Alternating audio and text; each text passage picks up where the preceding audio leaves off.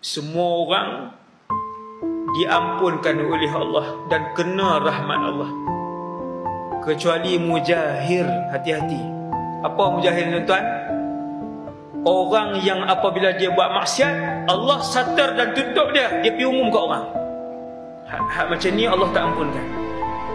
Nabi kata ramai orang buat dosa, dengan rahmat Allah, Allah ampunkan orang tu.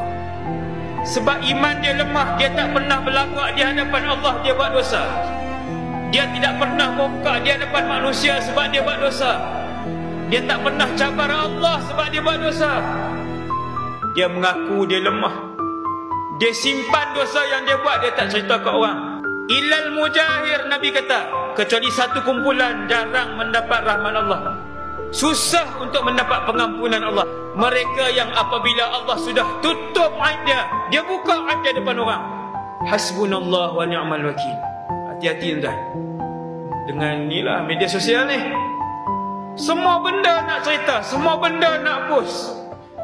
Semalam dia berzina, dia masuk dalam status dia, malam dia berzina, kata boleh seorang lagi perempuan. Hasbunallah wa ni'mal wakil.